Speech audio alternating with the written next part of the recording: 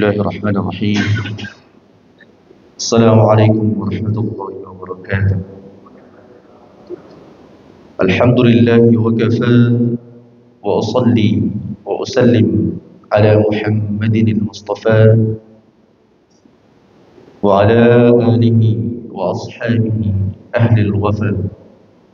أشهد أن لا إله إلا الله وحده لا شريك له، وأشهد أن محمدا عبده ورسوله لا نبي ولا رسول بعده.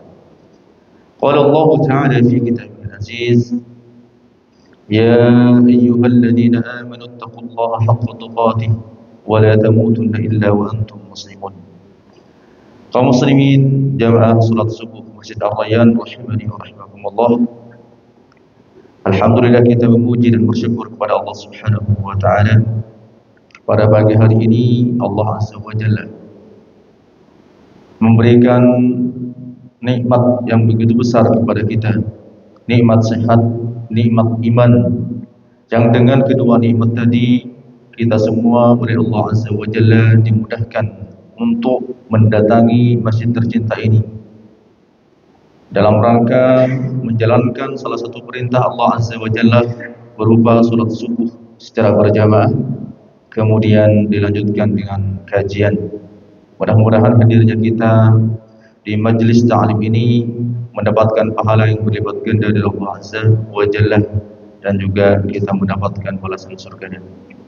Mohon maaf sebelumnya saya pakai masker ini, qadarullah sekitar 3 hari yang lalu mana ada musibah sedikit, jadi ada luka di sini ya.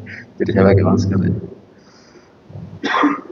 Mudah-mudahan meskipun pakai masker tidak mengurangi kehangatan kita pada pagi hari ini. Baik jemaah sekalian, sebagaimana amanah yang telah diamanahkan kepada saya yang sudah disebar di flyer, tema kita pada pagi hari ini insyaallah tentang amalan terbaik ya, amalan terbaik di akhir usia. Berarti di sini ada 2 kata kunci yang perlu kita fahami bersama. Kata kunci pertama adalah amalan terbaik. Ketika kita berbicara tentang amalan terbaik, maka amalan terbaik itu adalah amalan-amalan yang bisa meningkatkan dan memperbaiki kualitas dan kuantitas ketakwaan kita kepada Allah Azza wa Jalla, berupa perintah-perintah Allah Azza wa Jalla yang wajib dan perintah-perintah Allah Azza wa Jalla yang hukumnya sunnah. Kemudian kaum muslimin rahimani wa rahimakumullah, dalam sebuah hadis qudsi Allah berfirman, "Wa ma taqarraba ilayya 'abdi bi syai'in ahabba ilayya mimma aftaradtu 'alaihi."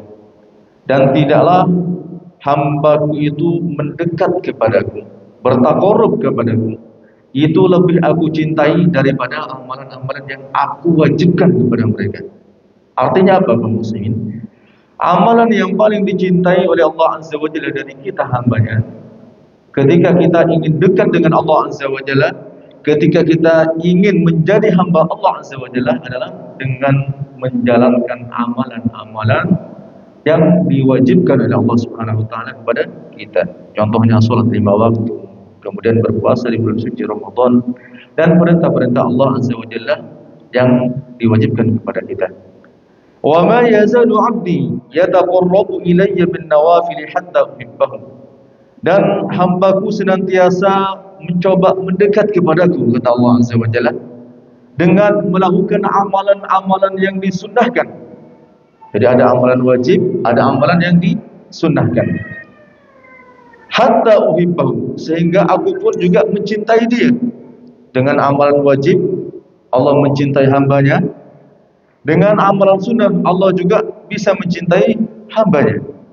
Fa idza ahbabtuhu, apabila aku sudah cinta kepada hambaku, ingat apa janji Allah Subhanahu wa taala kepada kita ketika Allah Azza wa Jalla telah mencintai kita, kuntu sam'ahu alladhi yasma'u bihi, maka aku akan menjadi pendengaran yang selama ini mereka gunakan untuk mendengar. wa basarahu alladhi yubsiru bihi, dan penglihatan yang selama ini mereka gunakan untuk melihat, wa yadahu allati yabtishu biha, dan tangan yang selama ini mereka gunakan untuk memegang meraba dan semacamnya, wa rijlahu allati yamshi biha, dan menjadi kaki yang mereka gunakan untuk melangkah. Wa in sa'alani a'taituhu, mereka apabila meminta pasti akan aku kasih, kata Allah Azza wa Jalla. Syaratnya kita dicintai oleh Allah Azza wa Jalla. Wa la in ista'adani lawa'idannahu, apabila hambaku tadi yang aku cintai tadi meminta tolong kepadaku, pasti aku tolong. Kaum muslimin rahimani wa rahimakumullah. Jadi itu kata kunci kita yang pertama tentang amalan-amalan terbaik. Kalau kita berbicara tentang amalan terbaik, apa tadi jemaah? Pertama adalah amalan-amalan yang diwajibkan, kemudian disusul dengan amalan-amalan yang disunnahkan. Tentunya ketika kita sedang berada di usia senja, usia yang kekuatan semangat sudah mulai turun, maka kita harus pintar-pintar memilih amalan-amalan yang nantinya amalan tersebut mendatangkan pahala yang banyak kepada kita. Insya Allah nanti akan Anda jelaskan apa saja amalan-amalan yang sedikit tetapi pahalanya luar biasa. Kemudian kata kunci yang kedua adalah akhir usia. Kalau kita berbicara tentang akhir usia, maka satu pun di antara kita tidak akan ada yang tahu kapan usia kita akan berakhir. Betul jemaah? Apakah nanti yang akan mati duluan yang sudah lebih tua? Belum tentu.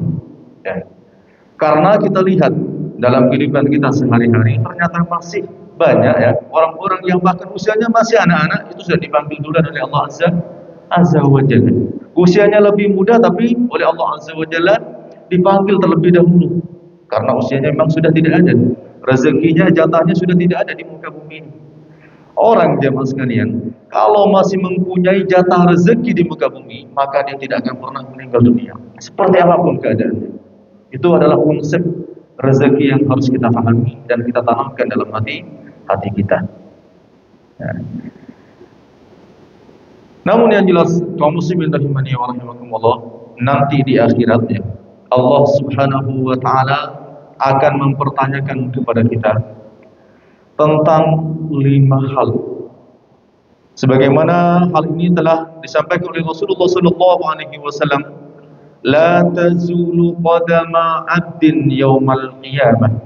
Kedua kaki seorang hamba itu tidak akan beranjak dari tempatnya pada hari kiamat hatta yus'ala an khamsin, sampai dia ditanya tentang 5 hal.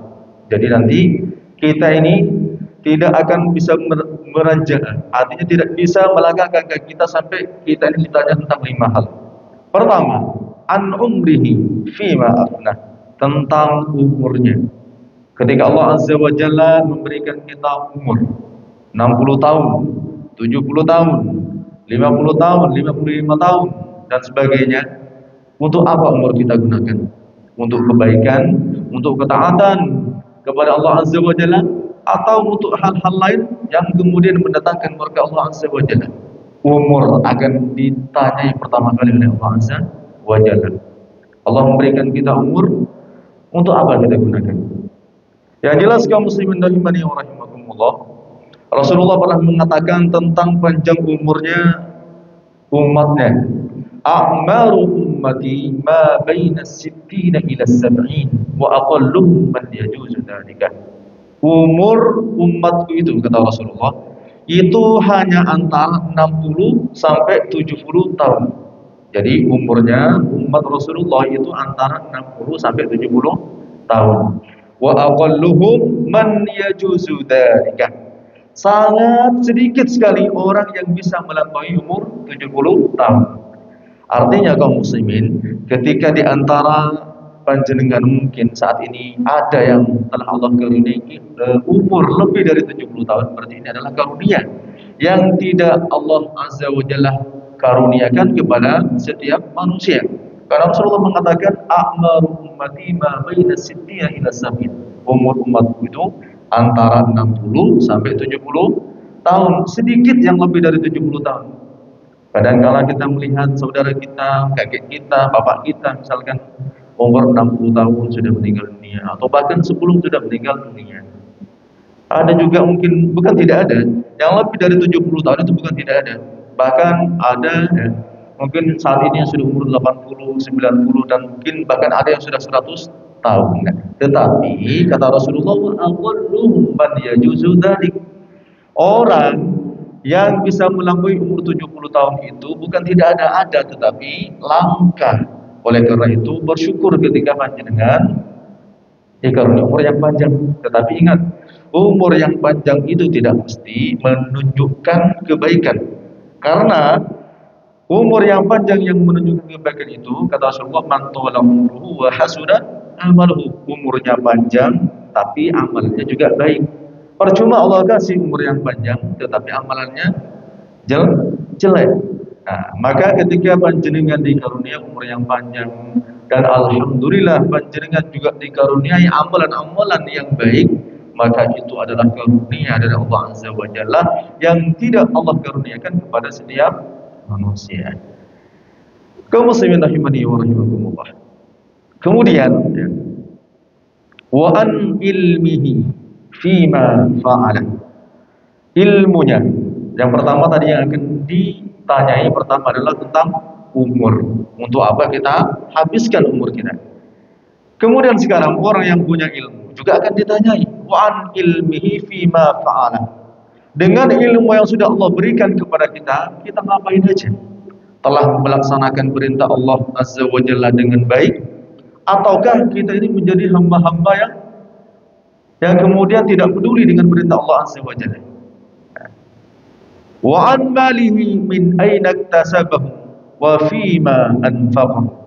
Harta yang kita miliki saat ini, di mana harta benda ini Allah kasih tidak sama antara satu dengan lain.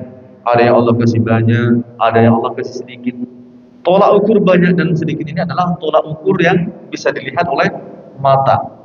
Tetapi ketika kita mengukur hal tersebut dari kecukupan hati, belum tentu orang yang secara kasat mata diberikan harta yang banyak oleh Allah, dia sudah merasa cukup. Oleh karena itu, al-ghina ghinan nafs. Kaya itu adalah kekayaan jiwa.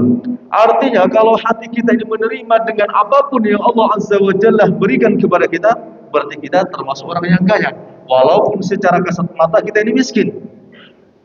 Jadi kaya atau tidak ukurannya itu tergantung bagaimana hati kita menerima terhadap nikmat Allah Azza wa Jalla. Bisa jadi mungkin alhamdulillah rumah kita sudah besar ya, banyak, punyanya bukan cuma satu, ada 10 misalkan. Mobil apa saja yang enggak ada di rumah sudah seperti showroom ya. Mobil apa aja ada, tinggal milih ya. Apartemen, masya Allah luar biasa, harta benda apa aja dia punya. Tetapi kalau dalam hatinya masih selalu merasa kurang, berarti dia belum menjadi orang yang kaya. Karena al-ghina ghinan nafs. Kekayaan itu adalah kekayaan jiwa. Sekarang misalkan ada orang yang kita lihat secara kasat mata, orang enggak punya. Jangankan mobil, motor saja dia enggak punya. Jangankan motor, sepeda ontel dia enggak punya. Kemana-mana hanya beralaskan sandal. Jadi sandal yang menjadi kendaraannya. Artinya kemana-mana dia jalan kaki. Jangankan rumah ya, ngontrak saja dia tidak mampu. Tetapi orang-orang model ini ketika dia mampu mensyukuri setiap nikmat yang Allah anugerahkan kepada dia, ketika hatinya mampu menerima apa yang Allah anugerahkan kepada dia, maka dialah sebetulnya orang kaya. Jadi tolak ukur kaya itu diukur dari hati kita. Kita nerima atau tidak. Walaupun kebanyakan manusia pasti mengukur orang kaya itu adalah orang yang banyak hartanya, yang rumahnya bagus, yang mobilnya bagus ya, yang punya toko banyak mungkin ya. Itu tolak ukur manusia pada umumnya. Tetapi kalau kita melihat tolak ukur kaya yang disampaikan oleh Rasulullah SAW adalah kekayaan hati. Ketika hati kita sudah menerima apa yang Allah beri, maka berarti kita termasuk orang yang kaya. Kemudian harta tadi akan ditanya, min aina iktasabahu, dari mana dapatnya? Dari cara yang haram atau dari cara yang dihalalkan, nanti akan menjadi pertanyaan besar kepada kita dari Allah Azza wa Jalla. Maka semakin banyak harta benda yang kita miliki, akan semakin panjang hisab kita nanti di akhirat. Ya. Kalau gitu nanti harta sedekahkan semua, ya terserah dong. Ya. Atau mau sedekahkan tafadhol deh. Yang jelas ya, harta yang sedikit, harta yang banyak, nanti semuanya akan dimintai pertanggungjawaban oleh Allah Azza wa Jalla. Wa fima anfaqu. Oke lah. Sekarang harta benda yang kita miliki semuanya kita peroleh dengan cara yang halal. Kita dagang misalnya, atau kita mungkin punya bisnis yang lain. Semuanya halal, bisnisnya halal. Nanti juga pasti akan ditanya. Itu sudah lolos. Dari mana dapatnya sudah lolos. Oke, ini dari perkara yang halal. Nanti akan ditanya lagi. Wa fima anfaqu. Untuk apa kita belanjakan harta benda kita? Untuk perkara-perkara yang haram atau perkara-perkara yang mendatangkan ridha Allah Azza wa Jalla. Maka dapatnya dari mana kita akan dimintai pertanggungjawaban, kita belanjakan kemana juga nanti akan dimintai pertanggungjawaban. Kemudian wa an jismihi fima ablah, dan tubuhnya ya nanti di manakah usangnya, nanti akan dimintai pertanggungjawaban. Pertanyaan ada 5. Satu tentang umur, yang kedua tentang ilmu, yang ketiga tentang harta, dari mana didapatnya, kemudian untuk apa kita belanjakan, dan yang ketiga adalah jasad kita, nanti akan dimintai pertanggungjawaban. Masyaallah muslimin wa zumratul mu'minin rahimani wa rahimakumullah. Kembali lagi kepada tema kita tentang amalan-amalan baik yang seharusnya kita amalkan dan kita aplikasikan di sisa-sisa usia kita. Karena kalau kita ngomongin masalah akhir usia, kita tidak ada yang tahu kapan usia kita akan berakhir. Maka di sisa-sisa umur kita ini, marilah kita berupaya untuk mengamalkan perintah-perintah Allah Azza wa Jalla yang wajib, dan itu hukumnya wajib bagi kita. Kemudian kita amalkan perintah-perintah Allah yang hukumnya sunnah. Kalau kita berbicara tentang amalan, maka amalan itu ada 2 kalau dilihat dari pahala yang akan kita dapatkan. Jadi ada 2 jenis amalan kalau kita tinjau dari pahala yang akan kita dapat. Yang pertama, amalan-amalan yang pahalanya akan terus mengalir padahal orangnya sudah meninggal dunia. Itu yang pertama, jemaah. Kemudian yang kedua adalah amalan-amalan yang sedikit, kita mengerjakannya tidak banyak, tetapi kita mendapatkan balasan yang luar biasa dari Allah Azza wa Jalla. Apa saja Ustaz? Amalan-amalan yang pahalanya terus mengalir padahal kita sudah meninggal dunia. Apa pula amalan-amalan yang sedikit tapi pahalanya lebih besar daripada amalan yang kita kerjakan? Pertama, amalan-amalan yang pahalanya terus mengalir. Kalau kita mau mengkaji firman Allah Azza wa Jalla, tepatnya dalam surat Yasin ayat 12, mungkin panjenengan hafal ya. Inna nahnu nuhyil mauta wa naktubu ma qaddamu wa atharahum. Sesungguhnya kami menghidupkan kembali orang-orang yang sudah meninggal. Nanti di akhirat kita yang sudah meninggal nanti akan dihidupkan kembali. Wa naktubu ma qaddamu, dan kami catat semua apa yang mereka lakukan. Entah itu amalan yang baik, entah itu amalan yang jelek, semuanya ada catatan amalnya. Bahkan bukan hanya sekedar amalan baik dan amalan jelek yang akan dicatat oleh Allah Azza wa Jalla, wa atharuhum, dan bekas-bekas amalan yang mereka tinggalkan di muka bumi. Artinya, ketika kita meninggal dunia dan kita meninggalkan jejak yang baik, maka jejak yang baik ini juga akan menjadi catatan amalan kita nanti di akhirat. Pun demikian sebaliknya, ketika kita meninggal dunia dan kita meninggalkan jejak yang jelek di muka bumi, maka jejak yang jelek ini juga akan menyengsarakan kita nanti di akhirat. Kemudian Rasulullah SAW mengatakan, sab'un yajri lil 'abdi ajruhunna wa huwa fi qabrihi ba'da mautihi. Ada 7 amalan di mana 7 amalan ini akan terus mengalir pahalanya Padahal orang yang mengamalkan sudah meninggal dunia, sudah berada di kuburannya, sudah mati, sudah dikubur, tapi pahalanya terus jalan. Orangnya sudah tidak ada, sudah tidak lagi beramal, tapi amalnya jalan terus. Apa kira-kira? Yang pertama, man 'allama ilman, orang yang ngajari ilmu. Artinya guru. Amalan-amalan seorang guru, amalan orang yang ngajari sebuah ilmu kepada kita, itu akan terus mengalir walaupun orangnya sudah tidak ada lagi di muka bumi. Yang dimaksud dengan man 'allama ilman bukan saja orang yang ngajar di sebuah pesantren. Bukan hanya ustadz yang ceramah di mimbar-mimbar pengajian, di mimbar-mimbar Jumat. Bukan pula hanya orang-orang yang kemudian dia mengajar orang yang banyak. Anda misalkan memberikan nasihat kepada satu orang tentang suatu ilmu, kemudian dia amalkan, maka hal tersebut juga akan menjadi amal kebaikan yang akan terus mengalir pahalanya kepada Anda. Apalagi Anda mengajarkan Al-Quran, kalamullah, yang menjadi pedoman hidup kita. Karena Rasulullah pernah mengatakan, khairukum man ta'allamal Qur'ana wa 'allamahu. Sebaik-baik kalian adalah yang belajar dan mengajarkan Al-Quran. Setiap kita membaca satu huruf dari Al-Quran, berapa balasan pahalanya coba?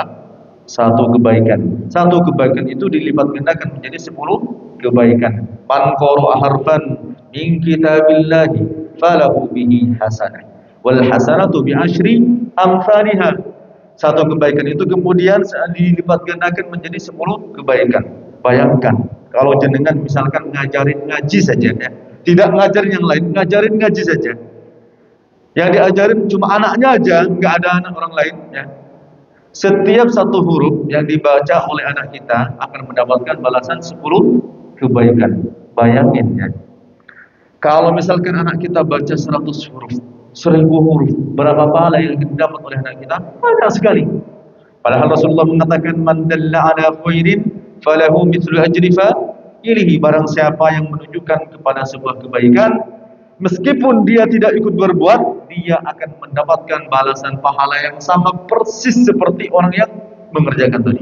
Misal ini tadi, kembali lagi kepada contoh kita ngajarin ngaji. Kita ngajarin ngaji anak kita. Kemudian kita tidak sedang ngaji, akhirnya anak kita ini bisa ngaji dengan baik, dengan bacaan yang benar, dengan tajwid yang benar, dengan irama yang benar ya. Setiap anak kita membaca Al-Quran, maka kita pun akan mendapatkan balasan pahala yang sama persis seperti pahala yang anak kita baca.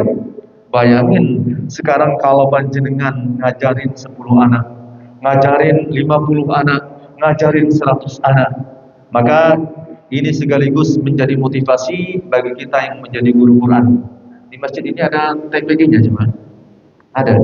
Belum ada ya? Oh, kalau belum nanti diadakan ya. Tujuannya apa? Tujuannya pertama ya, agar supaya menjadi wasilah orang dapat banyak pahala ya. Karena ketika panjenengannya menjadi wasilah adanya TPG. Sekarang tidak ada, belum ada TPG misalkan. Tapi panjenengan berinisiatif, kemudian ada dan terus jalan, maka selama TPG itu ada, selama TPG itu melahirkan anak-anak yang kemudian bisa membaca Al-Quran, insya Allah panjenengan pun juga akan mendapatkan pahala sesuai dengan pahala-pahala yang didapat oleh anak-anak TPG tadi. Nah, apalagi panjenengan ngajarkan ya. Mudah-mudahan dimudahkan untuk mengadakan TPG ya. Nah, itu yang pertama. Yang pertama, amalan yang akan terus mengalir pahalanya adalah ngajari ilmu ya. Au ajra nahran, atau kita mengalirkan sungai. Ustaz, ya apa ceritanya Ustaz sungai dialirkan? Kan sungai sudah mengalir. Nah, nanti akan ada jelaskan ya. Au hafara bi'ran, atau menggali sumur. Jadi yang dimaksud dengan mengalirkan sungai atau menggali sumur ini seperti ini coba ya. Mungkin panjenengan sering mendengar istilah pipanisasi. Pernah dengar? Ya, atau mungkin panjenengan menjadi relawannya. Masya Allah, luar biasa ya.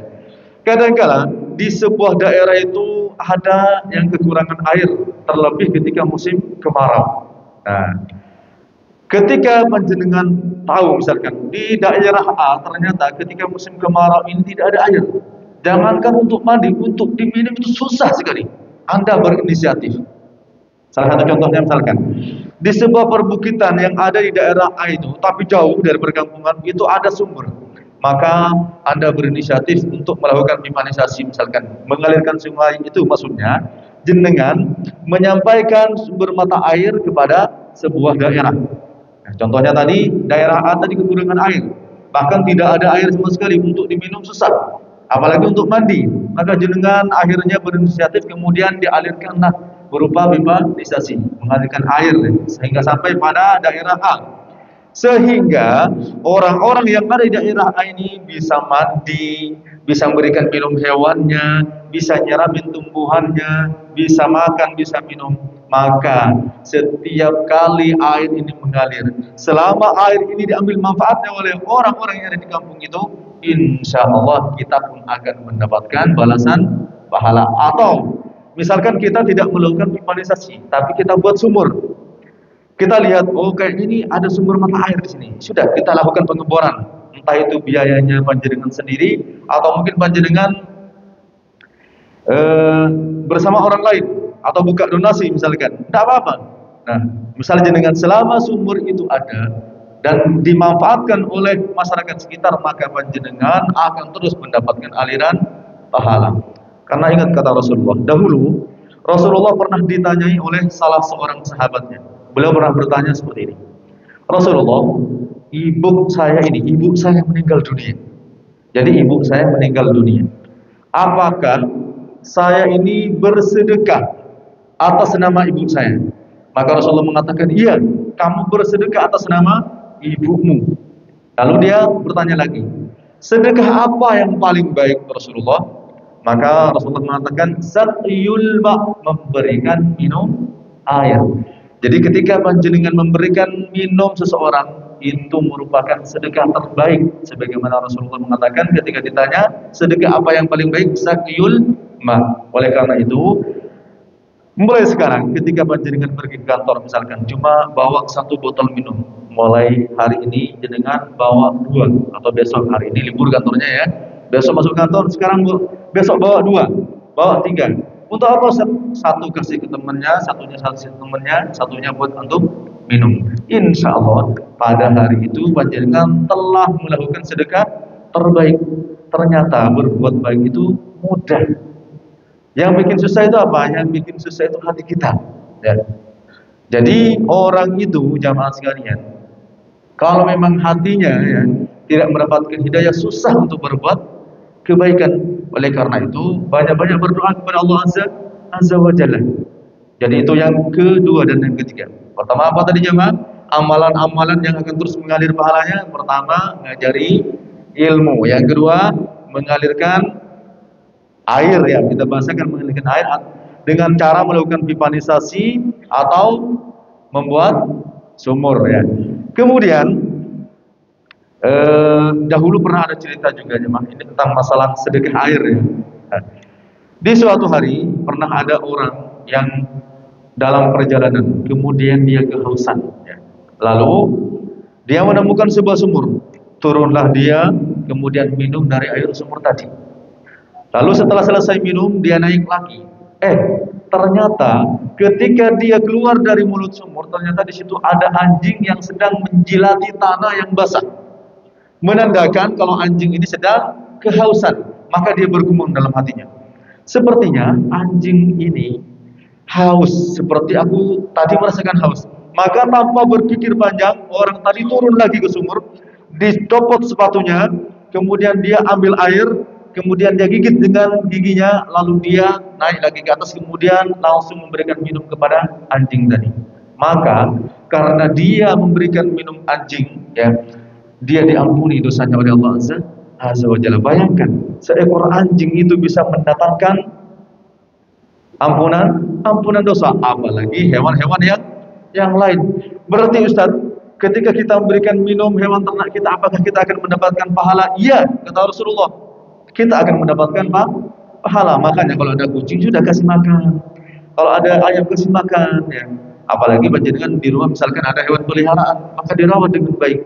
Memberi makan, memberi minum hewan peliharaan itu akan mendatangkan pahala. Nah, kemudian kaum muslimin rahimani wa rahimakumullah, yang keempat, audharasanahlan atau nanam kurma.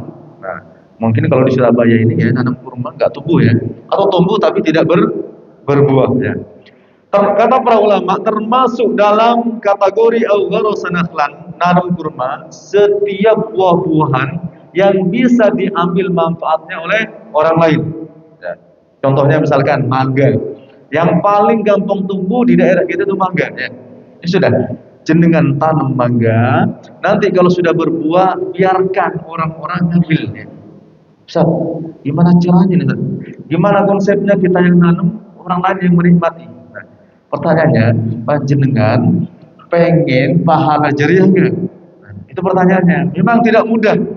Biasanya kita nih kalau nanam, kemudian ada orang ngambil, kita marah apa enggak coba? Marah ya. Kalau perlu nanti dilempar batu ya. Kursi, nemu kursi ya, kursi yang dilempar. Itu kebiasaannya. Tetapi ketika panjenengan berusaha untuk mengikhlaskan, kita tahu nih, misal kita nanam mangga di pekarangan rumah. Kemudian ada sebagian pohonnya itu yang ke jalan. Ada buahnya. Kemudian diambil oleh orang yang lewat. Jangan tahu sebetulnya, ikhlaskan. Tujuannya apa? Insya Allah tanaman mangga yang kemudian diambil manfaatnya oleh orang tadi akan menjadi amal jariah kepada kita. Artinya, ketika Anda misalkan menanam mangga tadi, lalu kemudian mangga tadi diambil manfaatnya oleh orang banyak, entah itu yang makan keluarga sendiri ataupun orang lain yang mengambil manfaatnya, sebetulnya dia tadinya tidak punya niat untuk mencuri. Tetapi karena mangganya menggoda, akhirnya dia tidak kuat untuk ngambil. Sudah, ikhlaskan. Karena itu bisa menjadi sebab panjenengan mendapatkan pahala kebaikan. Nah, ketika misalkan orang yang nanam mangga tadi sudah meninggal dunia, tetapi pohon mangganya masih hidup dan masih diambil manfaatnya oleh orang lain, setiap ada orang yang memanfaatkan buah mangganya, maka dia akan tetap mendapatkan transferan pahala dari Allah Azza wa Jalla. Oleh karena itu, kalau misalkan mangga yang tadinya ditanam oleh kedua orang tua kita sekarang sudah mati, jenengan segera tanam bibit baru. Tujuannya apa?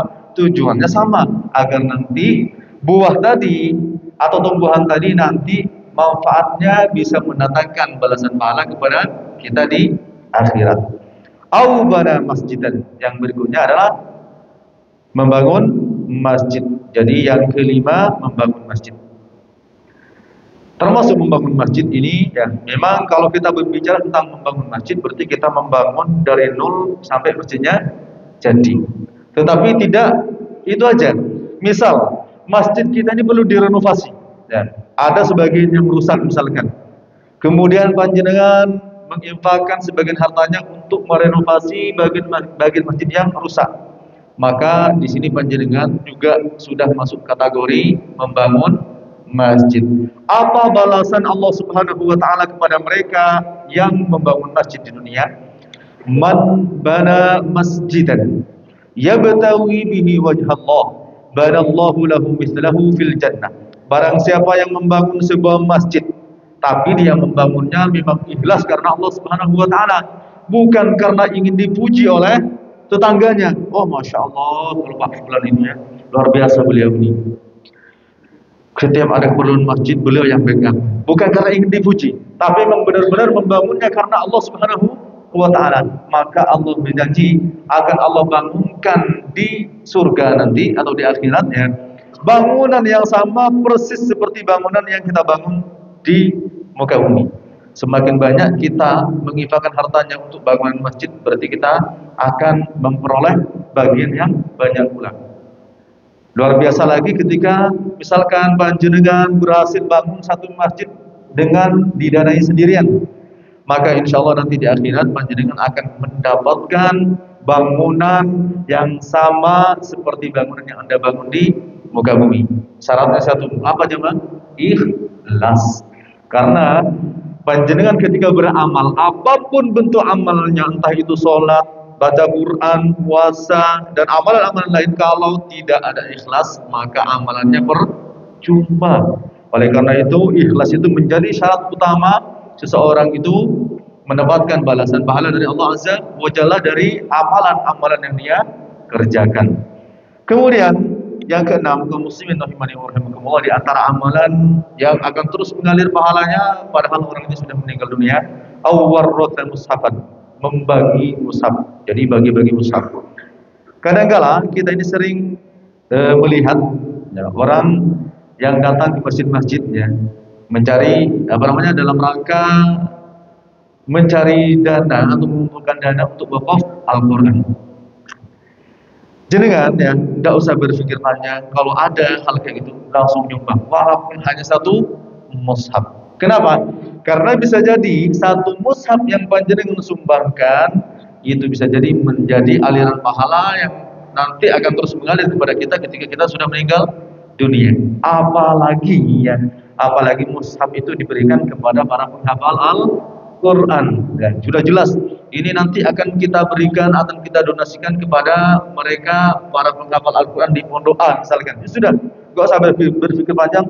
Walaupun hanya satu mushaf, jenengan berinfak. Tujuannya agar supaya nanti mushaf yang panjenengan infakkan tadi bisa menjadi balasan pahala yang akan terus mengalir nanti kepada kita. Kalau kita melihat misalkan, kita lihat di masjid kita, mushafnya sudah banyak yang robek, kemudian sudah nggak layak pakai, segera ganti dengan mushaf yang baru, inisiatif sendiri. Ya.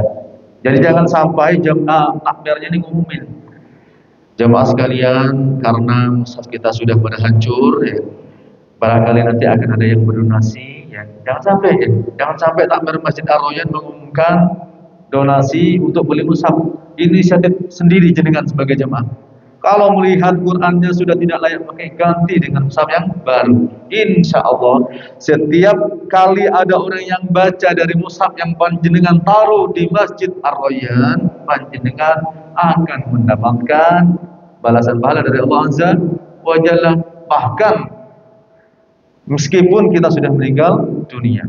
Kemudian yang ketujuh, yang terakhir dari amalan ini ya, 7 amalan yang akan terus mengalir pahalanya adalah au taraka waladan yastaghfiru lahu ba'da mautih, atau meninggalkan anak soleh solihah, yang anak soleh solihah tadi terus memintakan ampun untuk kita kepada Allah Azza wa Jalla. Karena jemaah sekalian, anak putra putri yang bisa memintakan ampun atau ingat kepada orang tuanya ketika orang tuanya sudah meninggal adalah mereka yang solih dan solihah. Untuk menjadi anak yang solih dan solihah, pastinya kedua orang tuanya harus mengarahkan mereka belajar agama yang baik, mencontoh hidup Rasulullah SAW. Orang tua sebagai leader tentunya harusnya menjadi contoh yang baik kepada putra putrinya. Jangan orang tuanya minta anaknya sholat di masjid, tetapi orang tuanya sholat di rumah. Nanti kalau kena serangan fajar sama anaknya, jenengan pasti tidak bisa jawab. Loh, ngapain ayah nyuruh-nyuruh aku sholat di masjid? Ayah sholatnya di rumah. Atau bahkan naudzubillah kalau jenengan sampai nggak sholat ya, jenengan nggak sholat, tapi anaknya diminta ke masjid. Ayo ke masjid, sholat di masjid. Tapi orang tuanya nggak sholat. Loh, bapak lu nggak sholat, mau jawab apa jenengan? Nah, pastinya nggak bisa jawab. Nah, jadi orang tua itu menjadi contoh terbaik untuk anaknya, untuk putra putrinya. Kalau ingin mempunyai anak yang soleh solehah, berarti kita harus menjadi bapak yang soleh, menjadi ibu yang solehah. Itu sudah hukum alam. Walaupun ada anaknya orang nggak benar, ada orang melihat, Ustaz, ini orang hidupnya dulu nggak benar, tapi kok anaknya masya Allah luar biasa. Memang ada yang kayak gitu, tapi mungkin 1:1.000.000 ya. Hukum alamnya yang benar ya. Ketika kita ingin anak yang baik, berarti kita harus mesti jadi orang tua yang baik. Logikanya kalau kita ingin anak kita mencintai Al-Quran, menjadi penghafal Al-Quran, minimal kalau kita nggak hafal Quran, minimal kitanya rajin baca Quran tiap hari. Kenapa? Karena anak kita akan niru kita. Ustaz, gimana mau baca Quran, Ustaz? Mau baca aja nggak bisa, ya belajar. Kalau panjenengan merasa belum bisa membaca Quran, belajar. Ya, nanti kita kan punya imam, ya, di Ar-Royan ada imamnya kan Pak ya, ada imam rotib. Sudah, imamnya ajak ngaji. Ayo Ustaz, kita ngaji bareng ya. Kita ini bapak-bapak ini belum bisa ngaji. Ayo kita ajarin biar kita bisa ngaji. Nah, dengan begitu satu, panjenengan sudah menyediakan wadah untuk imamnya mendapatkan pahala jariah. Yang kedua, panjenengan nanti akan mendapatkan keutamaan. Karena ketika panjenengan berada di majelis ilmu, ya, entah itu sedang belajar ilmu syariatnya, atau panjenengan mungkin sedang belajar ngaji sekalipun ya, panjenengan termasuk atau berada di majelis-majelis yang dibangga-banggakan oleh para malaikat. Dahulu ada salah satu sahabat Rasulullah namanya Abdullah ibnu Rawahah. Pernah dengar Pak ya? Kenal sama beliau? Belum ya.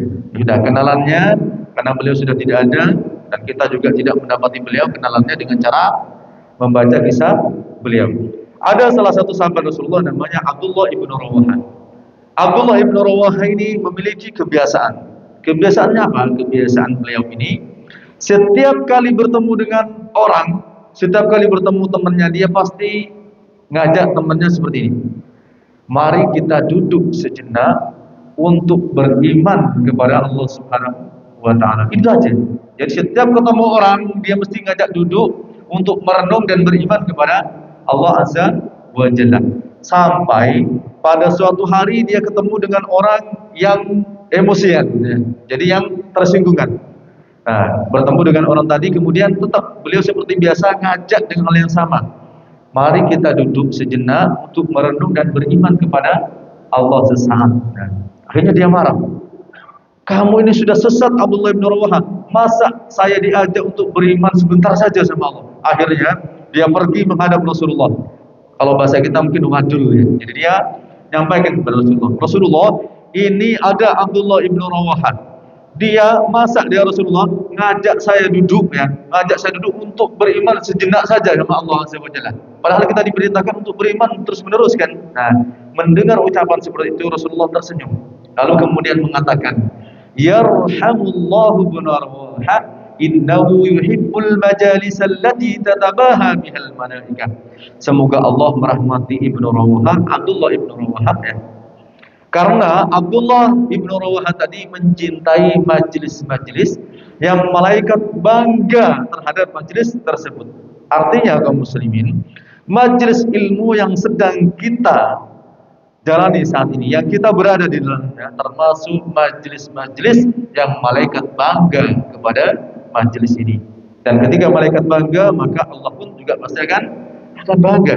Karena malaikat itu merupakan makhluk Allah yang tidak pernah bermaksiat kepada Allah Azza wa Jalla, yang selalu mentaati perintah Allah Subhanahu wa Ta'ala. Beda dengan kita manusia. Kalau kita kadang paginya taat, sorenya sudah tidak. Paginya rajin beribadah, besoknya sudah tidak. Itulah kita manusia. Oleh karena itu kita mesti terus menambah ilmu. Tujuannya apa? Tujuannya agar kita ini bisa istiqomah. Jadi itu 7 amalan yang pahalanya akan terus mengalir ya, meskipun kita sudah meninggal dunia. Coba jemaah sebutkan ulang jemaah. Nanti khawatir ya, aku sudah nyampaikan panjang lebar, ternyata nanti masuk dari telinga kanan, keluar dari telinga kiri ya. Yang pertama apa tadi jemaah? 7 amalan yang pahalanya akan terus mengalir walaupun kita sudah tidak lagi ada di muka bumi. 1, ngajari ilmu. Yang kedua, mengalirkan air. Yang ketiga, membuat sumur. Yang ketiga, yang keempat, nanam kurma atau yang semisal ya. Karena kalau di negeri kita ini susah ya, tumbuh tapi tidak berbuah. Walaupun ya mungkin aja di daerah-daerah tertentu nanti kurma itu tumbuh dan berbuah. Kemudian yang kelima apa jemaah? Bangun masjid ya. Yang kelima bangun masjid. Yang keenam, bagi-bagi mushaf. Kemudian yang terakhir ya, kita meninggalkan anak soleh. Ketika meninggal, kemudian meninggalkan anak soleh yang mendoakan kita. Karena kata Rasulullah SAW, idza mata ibnu Adam. Jadi idza mata al-insan inqata'a amaluhu illa min 3. Manusia kalau sudah meninggal itu seluruh amalannya akan terputus darinya kecuali 3 hal. Di antara 3 ini yaitu anak soleh solihah yang mendoakan kedua orang tuanya. Walaupun jemaah sekalian ya, ketika kita sudah berhasil meninggalkan anak soleh solihah sebelum kita meninggal dunia, padahal sebetulnya kita ya tidak berbuat banyak. Kita hanya biayai dia sekolah misalkan. Karena kita ada keterbatasan, kita tidak bisa mengajari sendiri. Kita hanya mampu untuk membiayai dia mondok misalkan. Mondok di pondok tahfidz atau di pondok yang lain. Tapi kemudian dia menjadi anak yang soleh solihah, maka setiap kebaikan yang dilakukan oleh putra putri kita yang soleh dan solihah tadi, pahalanya akan terus sampai kepada kita. Kemudian kaum muslimin rahimani wa rahimakumullah, yang kedua, yang pertama tadi kan amalan-amalan yang pahalanya terus mengalir meskipun kita sudah meninggal dunia. Kemudian yang kedua ada amalan-amalan yang amalannya sedikit tapi mendapatkan balasan pahala yang banyak. Ini sampai jam berapa? Sudah ya? Oh, tadi 10 menit ya. Nanti antum ingetin ya. Khawatir sudah 10 menit, anak masih lanjut ya. Nah, anak sampaikan beberapa hal. Sebetulnya banyak sekali ya. Anak sampaikan beberapa. Pertama, mendoakan orang lain tanpa diketahui orang yang mendoakan. Artinya, budaya mendoakan sesama muslim tanpa diketahui oleh orang yang kita doakan, maka kita akan mendapatkan balasan yang sama. Rasulullah pernah mengatakan, "Ma min 'abdin muslimin yad'u li akhihi bi dhahril ghaib illa qala al-malakul mukilu bihi amin wa laka bimithlin." Tidaklah seorang hamba mendoakan saudaranya sesama muslim bi dhahril ghaib. Catatannya adalah bi dhahril ghaib, tanpa sepengetahuan orang yang didoakan. Apa yang akan dia dapat? Illa qulal malakul mukilu bihi amin wa laka bimithlin. Malaikat akan mengatakan, iya, kamu juga. Jadi semakin banyak kebaikan yang kita minta kepada Allah untuk saudara kita yang muslim, maka akan semakin banyak kebaikan yang kembali kepada kita. Karena malaikat mendoakan, iya, kamu juga mudah-mudahan mendapatkan yang sama. Kalau misalkan kita doakan saudara kita mudah-mudahan masuk surga, kita didoakan sama malaikat, iya, kamu juga mudah-mudahan kamu masuk surga. Berarti ini juga berlaku kalau kita mendoakan kejelekan kepada orang lain ya. Malaikat juga mengaminkan, iya, kamu juga, ya Allah, mudah-mudahan si fulan nanti tetap mobil, ya, kamu juga, kata malaikat. Mau dengan didoakan seperti itu sama malaikat. Padahal logikanya doanya malaikat ini lebih ya bisa dikabulkan oleh Allah Azza wa Jalla daripada doa-doa kita. Maka berdoalah yang baik sebanyak mungkin untuk saudara kita agar kita mendapatkan balasan pahala yang banyak. Kemudian kaum muslimin, perbanyak zikir ya. Perbanyak berzikir, ada zikir pagi sore, pagi petang ya, dan zikir setelah sholat. Ini kita amalkan ya. Setelah sholat jangan langsung pergi zikir ya. Kalau kita berbicara tentang fadilah atau keutamaan daripada berzikir, banyak sekali. Di antaranya adalah berzikir itu dicintai oleh Allah Subhanahu wa taala, lebih dicintai daripada dunia dan seisinya. Dalam sebuah hadis Rasulullah pernah mengatakan, hadis ini dibawakan oleh sahabat Abu Hurairah, la an aqula subhanallah walhamdulillah wa la ilaha illallah Allahu akbar. Insyaallah panjenengan hafal ya. Apa tadi jemaah? Subhanallah, alhamdulillah, la ilaha illallah, Allahu akbar. Ahabbu ilayya mimma tala'at alaihi syams. Lebih aku cintai daripada ya dunia dan sisinya. Bayangin kalau jenengan ngomongin masalah dunia, apa saja yang ada di dunia ini. Jenengan jangan lihat yang tidak menyenangkan, lihat isi dunia yang menyenangkan. Bagaimana Anda lihat ketika malam hari misalkan bangunan yang megah, bak istana-istana, bak kerajaan, mobil-mobil yang mewah yang mungkin panjenengan sendiri juga mengendarai. Tapi zikir ya, 4 zikir tadi, subhanallah, alhamdulillah, la ilaha illallah, Allahu akbar, itu lebih Allah cintai daripada dunia dan seisinya. Ringan atau tidak? Ringan. Ringan. Tapi yang ringan ini tidak semua orang bisa melakukan. Hanya orang-orang yang Allah berikan hidayah lah yang bisa mengamalkan hal ini. Kemudian, kaum muslimin rahimani wa rahimakumullah, di antara amalan-amalan ya, yang amalannya sedikit tapi pahalanya banyak. Yang kedua, yang pertama tadi apa jemaah?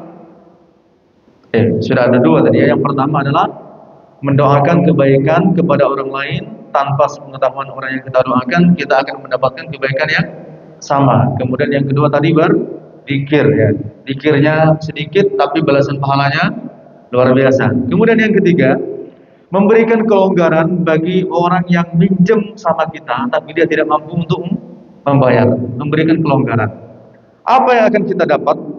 Rasulullah pernah mengatakan, man anzara mu'siran, barang siapa yang memberikan kelonggaran kepada orang yang kesulitan membayar hutang. Dia punya hutang ke kita. Sebetulnya sudah ada akad di awal. Nanti tanggal 10 Desember misalkan, nanti akan saya bayar. Qadarullah, ketika sudah sampai tanggal 10 Desember 2024, dia ternyata belum bisa bayar.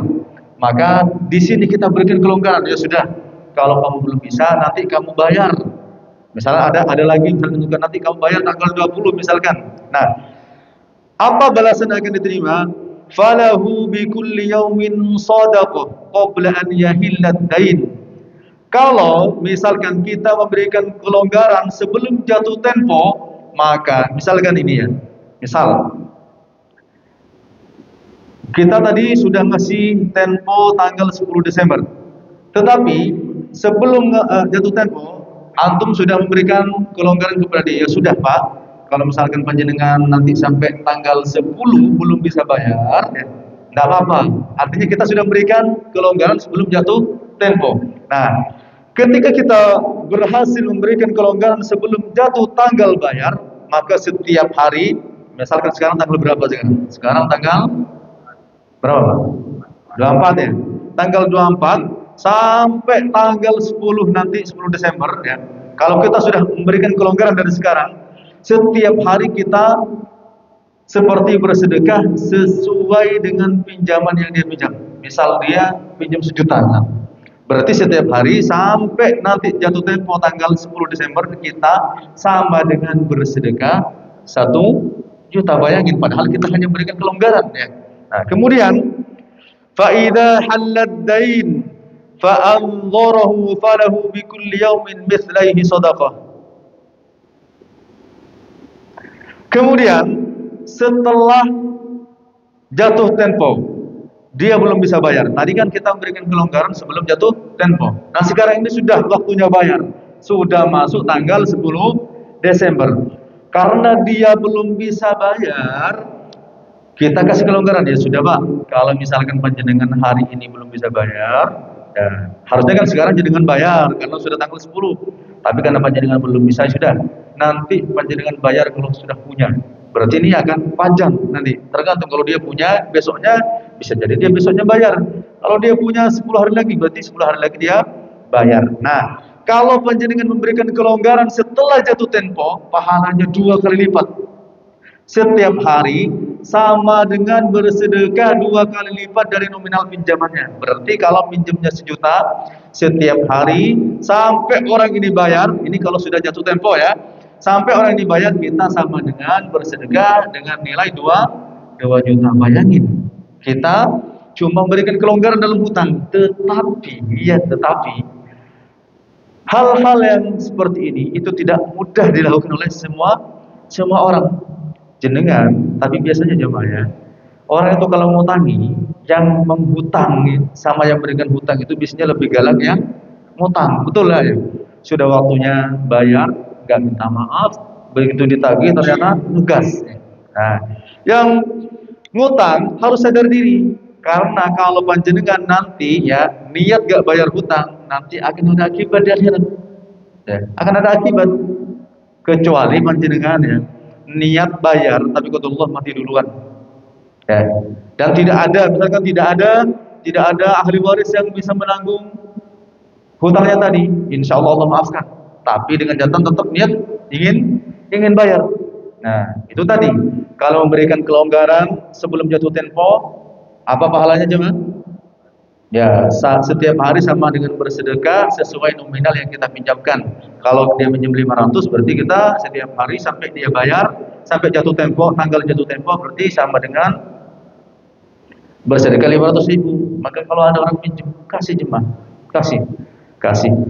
Karena dari waktu dia minjem sampai tanggal jatuh tempo itu antum sama dengan memberikan bersedekah sesuai nominal yang dia pinjam. Nah, kalau sudah jatuh tempo tapi belum bisa bayar dan kita berikan kelonggaran, maka kita sama dengan bersedekah 2 kali lipatnya setiap hari. Ya, Masya Allah luar biasa. Ini amalan yang sedikit tapi pahalanya luar biasa. Sudah 10 menit. Nah, karena sudah 10 menit jemaah, berarti kita harus mengakhiri ya. Dan masih banyak sekali sebetulnya jemaah amalan-amalan yang sedikit tapi pahalanya luar biasa ya. Jadi amalannya tidak seberapa tapi balasannya luar biasa. Mudah-mudahan ilmu yang kita pelajari pada pagi hari ini menjadi bekal untuk kita hidup lebih baik ke depannya, menjadi motivasi kepada kita agar supaya kita ini bisa menjadi hamba Allah Subhanahu wa taala yang terus istiqomah dalam kebaikan. Dan tak lupa kita berdoa kepada Allah Subhanahu wa taala, mudah-mudahan Allah Azza wa Jalla mengampuni dosa-dosa kita dan kita berharap semuanya yang hadir pada pagi hari ini nanti dikumpulkan juga dalam surga Allah Azza wa Jalla. Kita tutup dengan doa kafaratul majlis. Subhanakallahumma wa bihamdika asyhadu an la ilaha illa anta astaghfiruka wa atubu ilaik. Assalamualaikum warahmatullahi wabarakatuh.